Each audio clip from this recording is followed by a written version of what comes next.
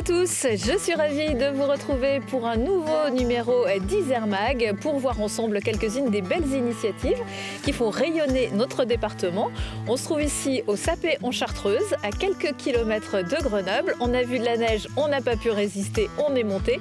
Mais avant de monter, je suis allée rencontrer Christophe Charles, le vice-président du département qui nous parlera d'insertion. Et pour savoir ce que nous réserve le reste de ce numéro, le mieux c'est de jeter tout de suite un coup d'œil au sommaire.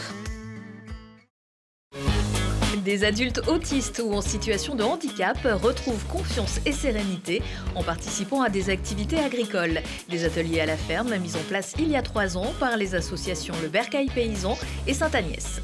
À la découverte du ski de randonnée en nocturne avec la rando étoilée. Pour sa première au départ de Pipé, l'événement a fait le plein avec près de 300 participants pour des challenges rapidité, des parcours balisés et adaptés, des initiations et des animations.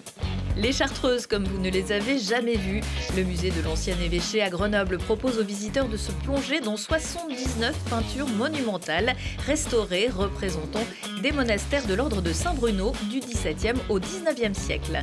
Et puis on conclura cette émission avec quelques bons plans, des idées de sortie pour courir sur les traces des résistants, aller encourager l'équipe de France féminine de rugby, découvrir des musiques du monde entier ou pousser la porte de quelques exploitations agricoles. Changer de regard sur l'insertion, c'est la mission que se donne le département de l'Isère et qui met pour cela en place de nombreux dispositifs autour du RSA. On en parle avec vous, Christophe Charles. Bonjour. Bonjour. Vous êtes vice-président du département en charge de l'action sociale, du logement et de l'insertion qui nous intéresse donc aujourd'hui. Alors on rappelle que pour bénéficier du RSA, il faut avoir plus de 25 ans et des revenus modestes. Combien y a-t-il de personnes ou de foyers allocataires du RSA en Isère ? Alors sur le département de l'Isère, nous avons actuellement donc 21 600 allocataires. Nous avons une baisse de 14% depuis 2015. Donc c'est un chiffre très encourageant. Bien sûr, il y a la reprise économique, mais il y a aussi toutes nos politiques départementales, et notamment notre plan départemental de l'insertion et de l'emploi, qui a permis d'arriver à ces bons résultats. Oui, justement, on va en parler parce que le RSA, c'est d'abord le versement d'un revenu minimum. 132 millions d'euros ont été versés par le département en 2022, mais vous le disiez, c'est aussi et surtout un programme d'accompagnement et d'insertion professionnelle. Détaillez-nous un petit peu ce qui a été mis en place. Alors, oui, c'est tout à fait le chiffre. 132 millions d'euros, c'est l'allocation donc RSA. Mais pour tout le budget cohésion sociale, c'est un montant de 142 millions d'euros qui est en hausse de 4% sur notre dernier budget que nous avons voté en décembre dernier. Alors, au niveau des actions que nous menons donc, pour l'insertion, dans le plan départemental d'insertion et de l'emploi, il y a le terme emploi. Et pour nous, c'est important que nos allocataires du RSA, on puisse leur trouver une issue sur un emploi durable. Avec le contrat d'engagement réciproque, comment ça fonctionne ? Tout à fait. Le contrat d'engagement réciproque, c'est en fin de compte des droits et des devoirs. Et c'est important qu'ils puissent signer ce contrat. C'est un engagement fort qu'ils prennent dans le cadre de leur parcours d'accompagnement. Donc c'est un accompagnement, c'est un travail qui se fait avec les entreprises qui doivent aussi jouer le jeu. Bien sûr, tout à fait. C'est tout un travail partenarial, bien sûr, avec les entreprises. Je peux vous donner un exemple avec les équipes Emploi d'abord.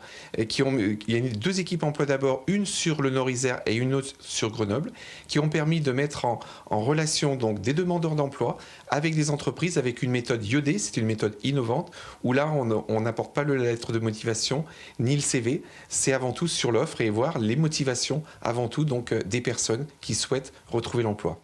Ça s'adresse à quel public prioritaire ? Alors, on essaye, dans le cadre du futur plan départemental, on veut axer notre action sur 3 publics prioritaires, 3 publics bien ciblés, les nouveaux allocataires, les allocataires de longue durée et puis aussi les allocataires seniors. Et c'est important aussi de les accompagner. Et puis ça remonte le moral aussi de ces gens-là, de se retrouver dans une situation d'emploi. Bien sûr, tout à fait. Et c'est important pour eux. Et tous les parcours que l'on propose avec tous nos partenaires, avec le Pôle emploi, avec nos travailleurs sociaux, avec les associations que nous finançons dans le cadre des appels à projets Insertion Jeunes, mais aussi avec les structures d'insertion par l'activité économique, les SIAE, qui sont des structures que nous finançons et qui permettent d'accompagner et de remobiliser avec une reprise de confiance donc des allocataires qui sont accompagnés. Il y a aussi les contrats aidés, que je voudrais citer les contrats aidés. 174 contrats aidés sur 2021. C'est 47% donc du SMIC qui est financé par le département. Et nous avons eu de belles actions, ça s'est très bien terminé. J'en citerai 2 actions. Un fleuriste qui a embauché donc un jeune qui s'est inséré pendant ces 2 ans. Et puis un pôle d'expertise comptable qui a embauché donc 2 comptables qui avaient eu des accidents de la vie et qui ont permis justement par ces 2 années de se réinsérer et d'être embauchés à l'issue. Alors, ce nouveau plan d'insertion, quels en sont les axes forts ? Alors, les axes forts de ce plan départemental d'insertion, c'est avant tout au niveau des parcours. Donc, il y a des parcours d'accompagnement, des parcours emploi renforcés.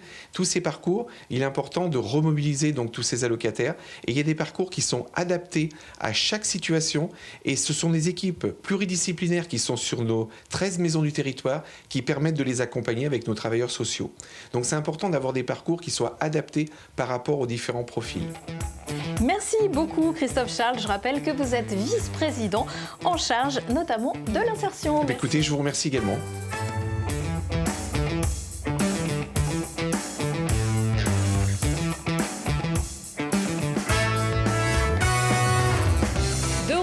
Au SAPé et on va continuer à parler d'insertion dans le sujet qui suit.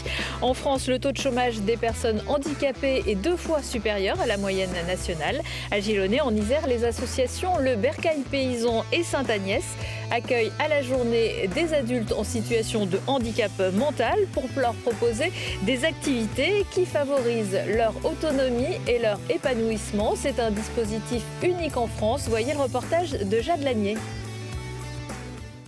C'est un refrain presque quotidien qui rythme les journées de Léo. Atteint d'autisme, il vient 4 jours par semaine dans cette ferme pour s'occuper des animaux. Et aujourd'hui, l'heure est au nourrissage et au nettoyage des cages à lapins. Il y a le numéro des cages à faire tel jour, telle date. Et le numéro des abreuvoirs à nettoyer. J'ai mis du foin dans toutes les cages quand il n'y en avait pas assez. Et après, j'ai remis du grain. C'est agréable, les animaux, c'est calme, gentil et tout, et apaisant. Et puis ça me détend, ça déstresse et tout quoi. Antonin, lui, vient dans ses ateliers d'élevage depuis presque 3 ans. Sa mission ce jour-là, nourrir 380 poules pondeuses et ramasser quelques œufs. Quand on arrive le matin, on a des quantités précises d'aliments à donner. Donc par exemple, pour ce poulailler, il faut qu'on donne 1,5 seau. Donc on pèse l'aliment qu'on prépare dans un seau. Après, on leur partage dans les mangeoires. Et puis après, on nettoie les abreuvoirs. Et puis, en fin de matinée, vers 11h, on revient pour ramasser les œufs. 9 personnes bénéficient de cet accompagnement par le travail. Des activités qui sont une véritable thérapie pour ces adultes atteints d'autisme plus ou moins élevé. C'est important pour les personnes autistes que l'on encadre, avoir une satisfaction d'apporter du soin aux animaux. Et puis avoir une valorisation dans le travail effectué au sein de leur journée. Et puis de voir aussi leurs compétences ou voir les personnes aussi qui prennent un peu plus d'autonomie chaque jour pour certaines tâches. Depuis 2020, Ferme Avenir du Bercail accueille et met à disposition gratuitement ces animaux pour l'association Le Bercail Paysan. Un échange avantageux pour les 2 parties selon cet agriculteur. Les personnes accueillies ne travaillent pas. Moi, ils n'ont pas d'objectif, c'est-à-dire que moi, je ne les oblige pas. Toutes les tâches qu'ils réalisent, s'ils ne le font pas pour diverses raisons, par exemple s'il fait très froid ou qu'il pleut, moi, je fais en sorte de pouvoir moi-même le faire. Pour moi, c'est du plus. Moi, je ne tire pas de revenus de l'activité, c'est-à-dire que je leur facture pas de loyer, etc. En revanche, j'estime que j'ai 1 heure par jour de gagner via leur activité. Et eux, ils ont un support pédagogique intéressant. En France, il y aurait environ 700 000 personnes atteintes d'un trouble du spectre autistique, dont 100 000 ayant moins de 20 ans.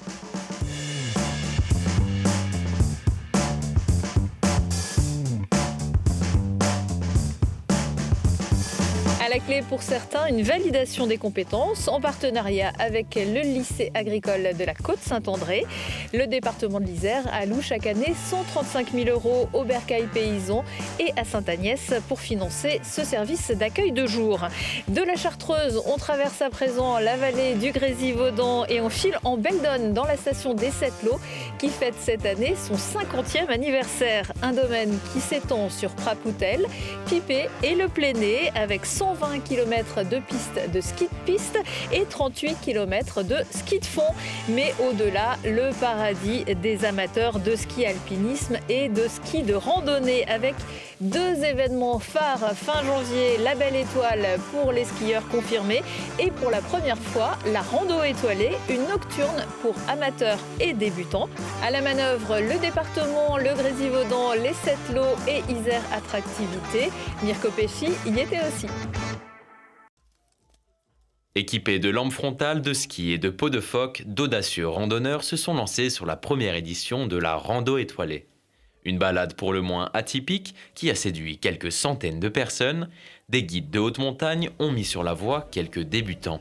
Donc aujourd'hui, c'est une journée découverte de ski de randonnée. Il y a des initiations pour des gens qui n'ont jamais fait le ski de randonnée. On lui fournit tout le matériel pour le ski de randonnée, matériel de sécurité, kit de VAP sonde. Et du coup, on est sur le massif de Belledonne, dans la station des Sept-Lots. On est plus particulièrement à Pipé. Et là, ce soir, on voit tout juste Roche Noire qui vient de sortir des nuages. Et du coup, je pense qu'on va aller se balader au pied de Roche Noire, vu que c'est une initiation.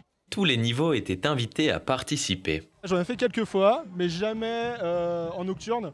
Donc je suis là pour essayer l'expérience, quoi. C'est quoi, -6 on est là pour découvrir. Encadré par un guide, donc je lui fais entièrement confiance. La station des Sept-Lots a ouvert exceptionnellement son domaine pour cette épreuve. 2 tracés balisés ont accueilli les curieux qui souhaitaient tester la discipline. Aujourd'hui, le ski de randonnée, je pense que ça explose parce qu'il y a un besoin de retrouver la nature. On a besoin de se balader, de respirer. Et c'est vrai qu'on voit une affluence quand même assez spectaculaire dans nos montagnes. Les sorties en ski de randonnée, ça se prévoit. Un détecteur de victimes d'avalanche, une sonde et une pelle sont nécessaires à chaque balade. Des stands de sensibilisation étaient ouverts pour expliquer les dangers et les précautions pour la pratique. Mais pour cette nocturne, tout a été préparé pour se laisser guider. Là, on voulait faire un truc qui soit moins prise de tête, c'est-à-dire balisé, etc. On n'est pas obligé d'emmener l'herva, préparer sa sortie. Là, c'est on vient, on skie. C'était très dur au départ et après ça allait. Les 20 premières minutes d'échauffement, puis après ça va. La descente, c'était génial. Ski de nuit, vraiment de nuit comme ça, pour moi, c'est une première. Toi, je sais pas. Moi aussi. Ouais. Non, mais c'était trop bien. Franchement, cool. On le refera. Pour le final, une piste de danse et un restaurant étaient ouverts. Voilà de quoi donner des idées pour les soirs de pleine lune.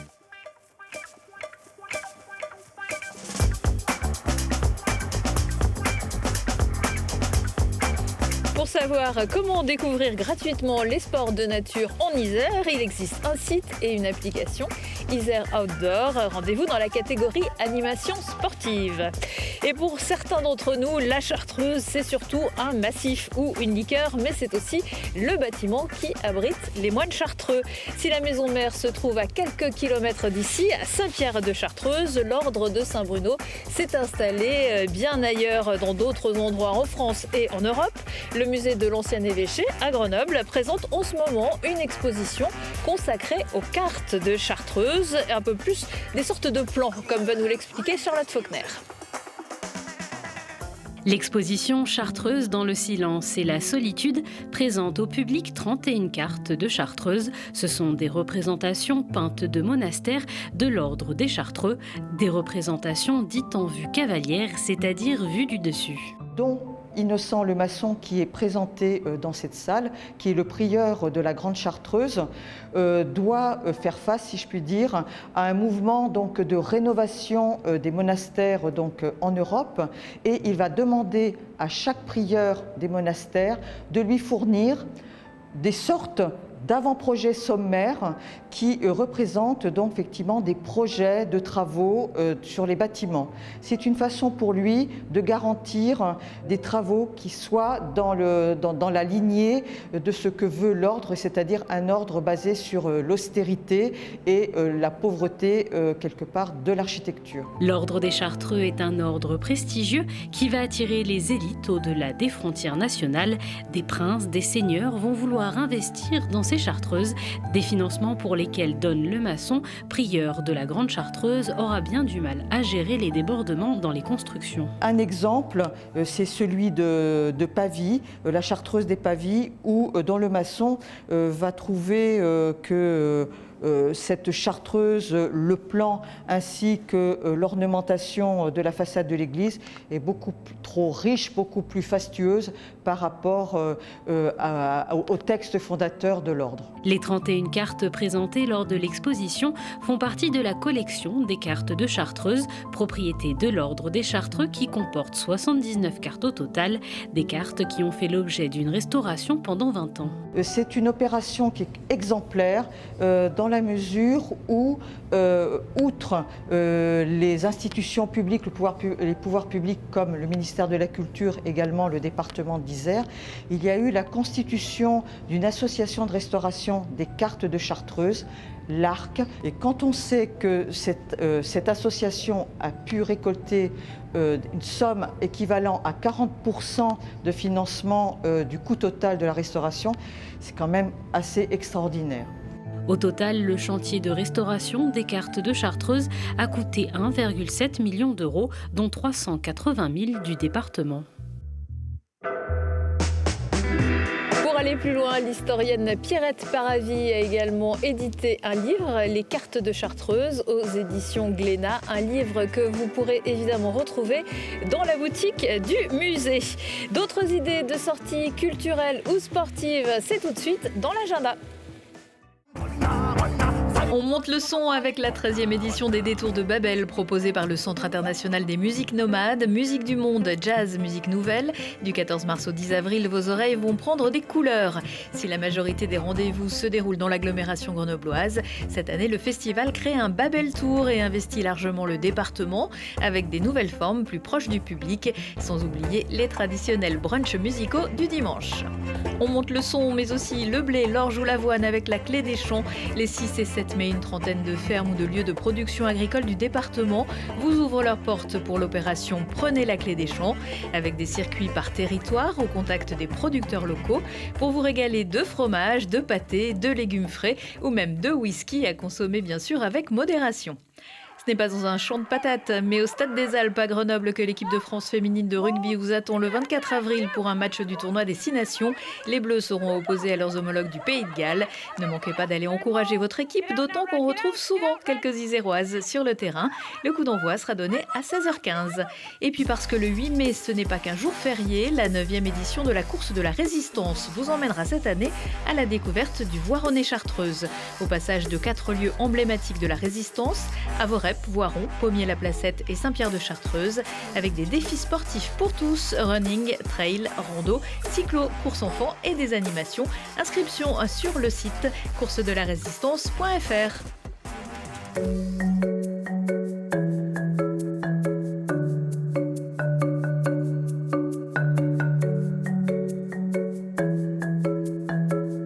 Je dois vous avouer qu'il commence à faire un petit peu froid, alors on est rentré se réchauffer.